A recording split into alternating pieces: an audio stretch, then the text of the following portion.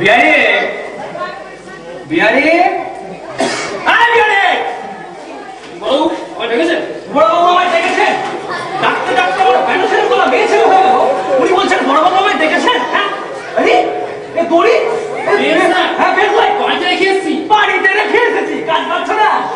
বাদ দাও, যাও তো ওই গুরুর দোকান থেকে দুটো পান নিয়ে এসো যাও। হ্যাঁ আচ্ছা স্যার। হ্যাঁ কি পান আনবো? হ্যাঁ পান, আরে পান আনো পান। আচ্ছা স্যার যাও। হ্যাঁ এই যে কি পান আনবে? কি পান আনবো স্যার? তবে না শুনে চলে যাচ্ছ কেন? দুটো পান আনবে, মেঠা কথা, বেগার, কাঠখাইলা, সুপুরি, চমনবাহার, হাতে একটু বাবা, মনে থাকবে? আচ্ছা স্যার। হ্যাঁ দিলদার আনবো স্যার? দিলদার আনবে না, বাবা আনবে, বাবা হাতে করে যাও। আচ্ছা স্যার। হ্যাঁ এই শোনো শোনো শোনো শোনো, আচ্ছা কি পান আনবে বললাম তো? দিলদার, শামসে, বেগার, কাঠখাইলা, সুপুরি, চমনবাহার, হাতে একটু বাবা। হ্যাঁ মনে থাকবে, যাও। মুখস্থ করতে যাচ্ছি। এই শোনো শোনো শোনো, মুখস্থ করতে গিয়ে দাঁত খানি চানার মুসুরির ডাল করে ফেরত যাবে। হ্যাঁ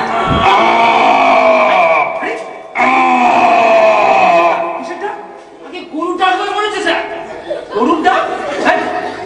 গরুটা হতে যাবে না। হ্যাঁ উল্টো পাল্টা বলছো? হ্যাঁ গরুর ডাল? আচ্ছা গরুর ডাক? না না না, কিসের ডাক বলো তো? হ্যাঁ গরু না ডাকলে ভেড়া ডাকে কেমন করে? ভেড়া আবার ডাকে নাকি? ডাকে না? কি যে বলেন স্যার, ভেড়া একদম ছাগলের মতো ডাকে। আদুল তাই যদি হবে তাহলে তার কেন ভেড়া বলে কেন? সাদা ছাগল বললেই তো পারে। না স্যার, তোমার একটু আছে, ছাগলের ডাকে ম্যাঁ করে, ভেড়া ডাকে হ্যাঁ করে। ও আবার ডাকো, আবার দেখো দেখো তো, দেখো দেখো। হ্যাঁ ব্যাপার দেখে আসতে হবে না স্যার, ব্যাপার আমি অনন্ত, এটা থানা বুঝেছো? এটা থানা, এটা ইয়ার্কি মারার জায়গা নয়। ওই বড় বড় ডাক্তার হয়তো ফাংশনের মাঝে কি ওঠে। যাও। বলা কি বলছেন স্যার? যাতা আমি যাতা বলছি, মানুষ হয়ে গরুর মতো ডাকছো, লজ্জা করছে না তোমার? আমি কেন ডাকে যাবো স্যার গরুর মতো? ও তো আপনার আসামিরাই ডাকছে। হ্যাঁ আসামিরা গরুর মতো ডাকছে? গরু চোর ধরেছে নাকি? গরু চোর ধরতে যাবো কেন? গরুই তো আসামি। কোথায়? হ্যাঁ ওই যে স্যার, ওই যে বাইরে পেতে রেখেছি, একবার ওকে মেরে দেখুন। বাবা এই তো দেখছি পাঁচটা গরু। হ্যাঁ স্যার 5 জনকে অ্যারেস্ট করেছি। কেন? কি করেছিল? স্যার ট্রাফিক রুল মানছিল না। মানে স্যার আমি ওই তারা মোড়ে দাঁড়িয়ে ট্রাফিক আইন কন্ট্রোল করছিলাম। এই যতবার এই হুইসেল মেরে ডান দিকের গরু বাঁ দিকে আর বাঁ দিকের গাড়ি ডান দিকে করছিলাম, এই ততবার দেখি এই 4-5টা গরু আমার সামনে থেকে পেছনে যাওয়ার চেষ্টা করছে। আমি 3-4 বার ওদের হুইসেল মেরে বারণ করলাম স্যার, কোনো ভ্রুক্ষেপই নেই। পকেট থেকে খাতা বার করে ওদের নম্বর টুকতে গিয়ে দেখি পেছনে কোনো নম্বরই নেই। যেমন গরু, ওই গরুর কোনো নম্বর থাকে, গরু গাড়ির নম্বর থাকে। গাড়ি আরে মাঝে বাধা দিও না তো। হ্যাঁ তারপরে কি হলো বলুন তো? তারপর কি আর স্যার, তককে তককে রইল। যেই না আইনের আওতায় পেয়েছি অমনি খপা গপ খপা খপ অ্যারেস্ট। আরে বাবা করেছিলটা কি বলো না? ওই কমিট নো মিশনস করছিল নাকি? না স্যার, বললাম না ট্রাফিক আইন আটকেছি। নো হর্ন এরিয়ার মধ্যে ঘুরে বেড়াচ্ছিল স্যার। শালা অত বড় বড় বললামের মতন সিং নেড়ে নেড়ে নো হর্ন এরিয়ার মধ্যে ঘুরে বেড়ানো স্যার মামার বাড়ি নাকি? নিন তো স্যার, নিন সব ফটোকে হাজারে পুরো নিন তো। আরে দাঁড়াও দাঁড়াও দাঁড়াও, হাজতে পূরণ করলে হাজতে পড়া যায় না। আরে বাবা দেশে আইন আছে, কানুন আছে, বিধান আছে, সংবিধান আছে। 3 পাতার সংবিধানে সারা 300 পাতার সংশোধন আছে। তুমি তো বাবু বলেই খালা যাদেরকে ভিতরে ধরো। আমাকে অনেক কিছু ভাবতে হয়। হ্যাঁ অনেক কিছু ভাবতে হয়। হ্যাঁ আপনারা কি ভাবছেন আমি তা জানি না, তবে আমি সব কথা বলেছি। এই এদের যদি হালকা করতে হয় সব বলে, তবে আজকের আসামিরা যা খাবে তাই তো খেতে হবে। তখন যে বলবে খড়কুচি করে কুশি দিয়ে খড়ে জানলা বানাও, আমি এটা পারবো না। আজ না হয় তোমার রুটি আর কুমড়োর ঘ্যাট খেলো, কিন্তু কাল যদি কেসটা কোর্টে ওঠে, ম্যাজিস্ট্রেট যদি 7 দিনের পিসি দেন, তারপর আসামির পক্ষের উকিল যদি স্পেশাল ডায়েটের অ্যাপেল করেন, তখন তুমি রোজে খড়কুচি করে সারা আইন মারাচ্ছে। তোমার হাতে একটা অচল শিখে নিয়ে বড় বড় লড়াই পার হয়ে যাচ্ছে, তখন তোমার চাবি উল্টো থাকে না কেন? আর টাকা পয়সা নেই, পার করতে পারলি না। বিহারি আরে মাথা গরম করতে নেই, ও ভাই বলে জল পড়লে জল বরফ হয়ে যায়। হ্যাঁ দাঁড়া, আমাকে একবার স্যারের সঙ্গে কথা বলতে দাও। হ্যাঁ তারপরে আমি বলছি। হ্যাঁ হ্যাঁ হ্যাঁ একটু সাহেবকে দাও তো। হ্যাঁ স্যার, হ্যাঁ সত্যনারায়ণ বলছি স্যার। স্যার আমার একটা লোক না 5খানা গরু অ্যারেস্ট করে এনেছে স্যার। না না না স্যার, ওই যে নুহন এরিয়ার মধ্যে ঘুরে বেড়াচ্ছিল। না স্যার, আইনের দিক থেকে একেবারে ঠিক আছে। পুলিশ থেকে যখন অত বড় বড় করে লিখে দিয়েছে, তখন কি দরকার আছে বাবু নুহন এরিয়ার মধ্যে এরকম করে ঘুরে বেড়ানোর? হ্যাঁ কি বললেন স্যার? নুহন এরিয়া মানে রিকোয়েস্ট, ওখানে অ্যারেস্ট করা যায় না? কিন্তু স্যার আমার এই লোকটার না 17 বছরের পুলিশ জীবনে প্রথম অ্যারেস্ট। আর যদি ওদেরকে ছেড়ে দিই তাহলে তোর সহকর্মীরা ওর উপরে হাসাহাসি করবে স্যার। হ্যাঁ স্যার, হ্যাঁ স্যার 5টা গরু 144 ধারা ব্রেক, হ্যাঁ ওটা দেওয়া যেতে পারে। না ছিল না স্যার, হ্যাঁ হতে কতক্ষণ। দেখুন না, এই যে ওই রাজভবন আছে না, তার সামনে তো ভিত করা থেকে 144 ধারা জারি আছে স্যার। কটা লোকে জানে? আর একটা কথা স্যার, আমি যতক্ষণ না কোর্টের অর্ডার পাচ্ছি ওদের কি খেতে দেবো স্যার? হ্যাঁ আচ্ছা স্যার, হ্যাঁ আচ্ছা স্যার, হ্যাঁ ঠিক আছে স্যার, আচ্ছা নমস্কার স্যার। হ্যাঁ হ্যাঁ হ্যাঁ স্যার, স্যার কি বললেন স্যার? স্যার, স্যার বললেন যতক্ষণ কোর্টের অর্ডার না পাচ্ছ ওদের কিছু খেতে দেওয়ার দরকার নেই। কারণ কোর্টের অর্ডার ছাড়া আমরা যদি স্পেশাল খাবারের ব্যবস্থা করি তাহলে বাকি আসামিরা কিন্তু বিদ্রোহ করতে পারে। আর ওই গরুতে রুটি আর কুমড়োর ভেদ খাই কিনা এটা কিন্তু চিড়িয়াখানার ডিরেক্টরকে ফোন না করে বলা যাবে না। খাই স্যার, কথাই বলে পাগলে কিনা বলে আর গরুতে কিনা খায়। অমনি নিজের মতন একটা বানিয়ে বলে দিলে হলো নাকি?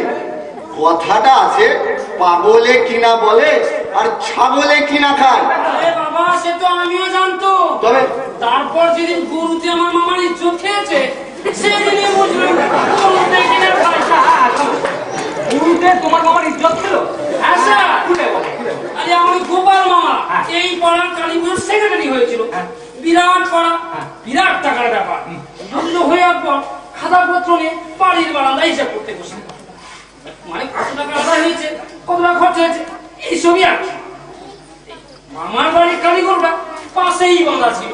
ছেলেটি হঠাৎ সবার করে 3 টেবিল মুখে বুঝে নেবে। হ্যাঁ বলো কি? মামা মিটিংয়ে বসে হিসাব দিতে পারবে না, মামার ইজ্জত নিয়ে টানাটানি। এই ইন্টি বাড়ির লোকেরা চোর টোর শাসক শুনিয়ে দিলে। তোমার মামাও যেমন পরের কনসাইনমেন্টের গোবরটা ঘুটে করে বেচলেই তো পয়সা উঠে আসতো। কি যে বলো, 3টে প্রজেক্ট বাধা বিল স্যার, হজম টজম হয়ে যাওয়ার পর গোবরে আর কি ঠিক বলেছো।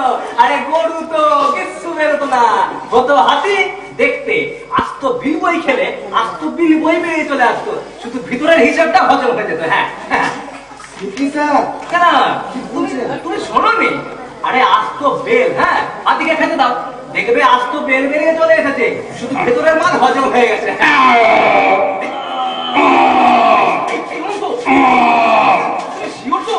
এগুলো সব নন পলিটিক্যাল গরু। কেন স্যার এরকম বলছেন কেন? আরে দেখছো না ওদের ডাকটা কেমন স্লোগান ধর্মী? প্রথমে একজন ডাকছে, তারপরে তাকে ফলো করে বাকি 4 জন মিলে ডাকছে। না স্যার, একেবারে নন পলিটিক্যাল গরু। নইলে স্যার ওদের তো অ্যারেস্ট করার সময় আমায় গুতিয়ে প্রতিবাদ জানাতে পারতো, কিছুই তো করলো না স্যার। এই হ্যাড করতেই তো চলে এলো। এ তো এলো, কিন্তু এটা আমি রাখবো কোথায়? এই গুটি তো মাত্র আমার হাজত, তার মধ্যে ফিমেল হাজতটা খুবই ছোট। হ্যাঁ হাজতে যে বাবার কি আছে, বাইরে যেখানে মানুষ সেখানে থাকলো। মায়েরই আর কি। তারপর কেউ এসে গরুগুলো দুধ দুয়ে নিয়ে যাক, বিচারাধীন আসামি বলে কথা। ওদের মাঠে দুধ আছে নাকি? হ্যাঁ স্যার আছে বই কি। কত বছর হয়েছে ডিপার্টমেন্টে, কত বছর হয়েছে? জিজ্ঞেস করতে কি অনুষ্কা? তুমি জানো না একটা আসামিকে যখন হাজতে পড়া হয় তার পকেটের সমস্ত জিনিস লিস্ট করে জমা রাখতে হয়, আর যখন সে ছাড়া পায় লিস্ট মাফিক জমা জিনিসগুলো ফেরত দিতে হয়। জানি তো স্যার। জানাতে যাও, বালতি করে মেপে মেপে ওদের দুধগুলো দুইয়ে নিয়ে গিয়ে সাইডে রেখে দাও। যখন ছাড়া পাবে বাটের দুধ বাটে ফেরত দিয়ে দেওয়া যাবে।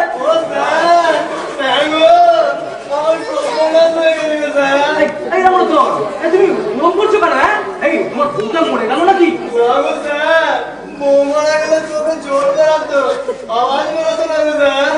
তাহলে তুমি এরকম করছো কেন?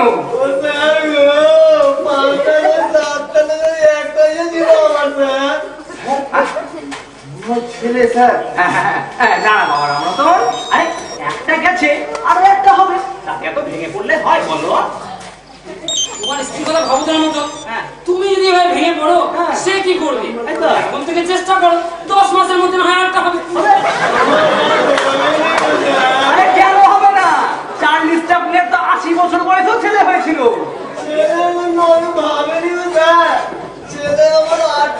হ্যাঁ? এই পিস?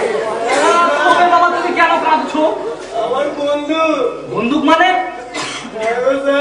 আমার বন্ধুটা চিন্তায় হয়ে গেছে। বন্দুক ছেনতাই? মানে ওগুলো কোন দিন কাজ করা? বন্ধু তো তোমার বন্দুক চিন্তা করেছে নাকি? আমি গরুর মতন কাজ করেছি। আরে বাবা অত না ঘেটে একটু শান্ত করে বলো তো বাবা, ব্যাপারটা কি হয়েছিল? হ্যাঁ খুলে বলো।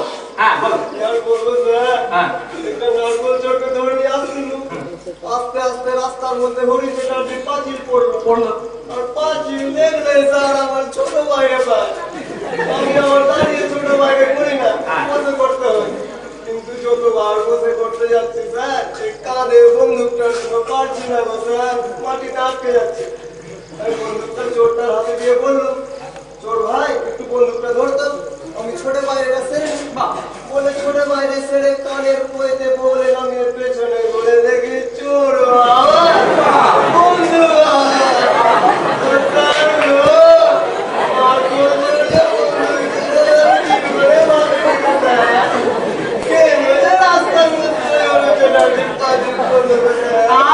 বাবা রমরতন, তুমি আর একটু সহ্য করতে পারলে না? আরে সরকারকে বলে আমি আমার থানার মধ্যে চিনের পাঁচিল তৈরি করে দিতাম, যত বাড়ি ছেকালে পয়সা চালাতে তত সব ইয়ে দল।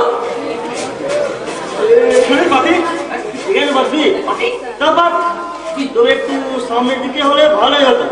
দেখছিস না ওখানে ওদের টেবিল চেয়ার রয়েছে। আরে সরে দিতে হয়। না না সেটা ঠিক হবে না, প্রশাসনের হস্তক্ষেপ। এই যে বলি ব্যাপার কি? হ্যাঁ এটা কি বাড়ির বৈঠকখানা পেয়েছো যেরকম কম্বল টম্বল পাচ্ছ? হ্যাঁ আরে চুপ! চুপ মানে আমার থানায় আমি চুপ? হ্যাঁ বলে কি? এই কে বাবু তোমরা? তোমরা কে? ওরা জানছে এখন একদম চোখ, এক্ষুনি নেতাজি আসবে। নেতাজি? নেতাজি জীবিত? আরে জীবিত মানে জলজান্ত জীবিত, এক্ষুনি এখানে এসে পড়বে। হ্যাঁ, এই আমার থানায় নেতাজি আসবেন? আমার থানায় নেতাজি আসবেন? কি আনন্দ, কি আনন্দ!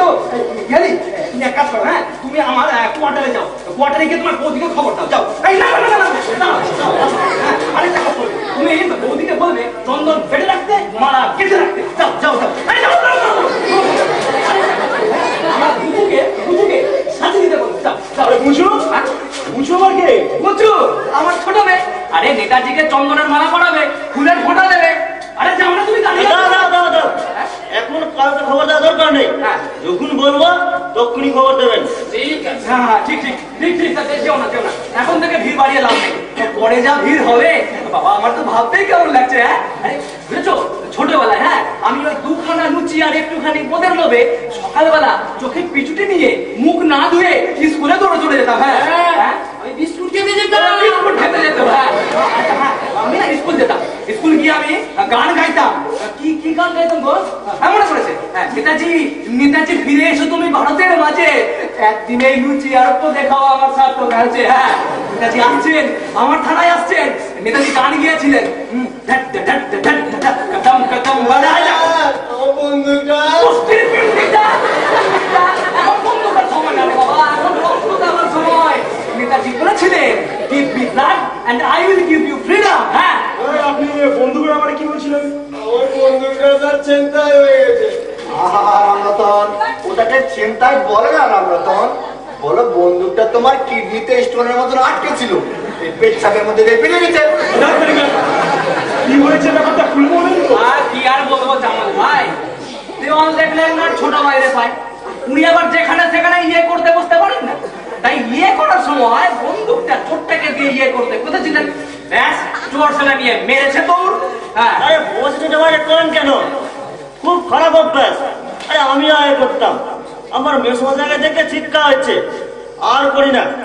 আপনার মেসমা কি বন্দুক ছিনতাই? না না, তার চেয়ে অনেক বড় ব্যাপার আছে। তবে কি কামা?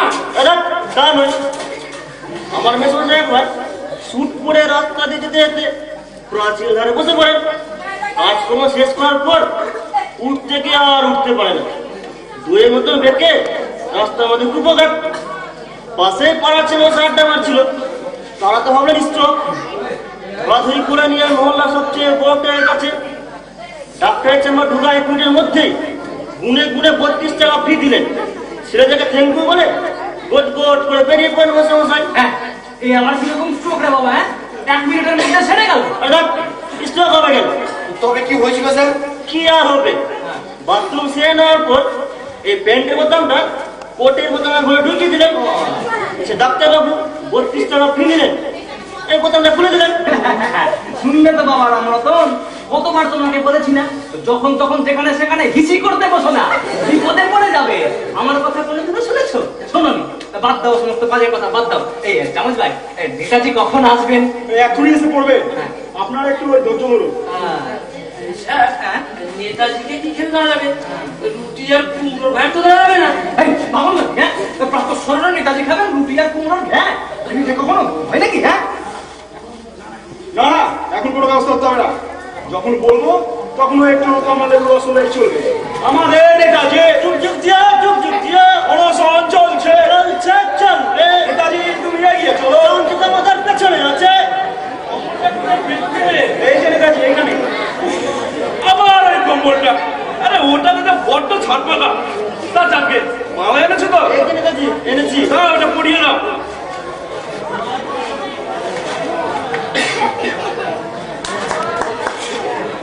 নাও, এটা টাঙিয়ে দাও।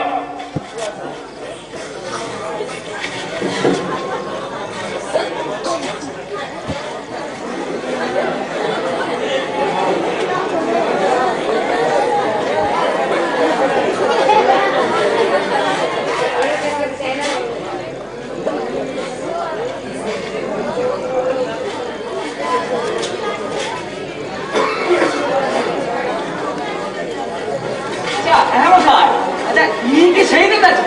আচ্ছা, আপনারা ওখান থেকে কোন দিকে কথা ভাবছেন বলুন তো?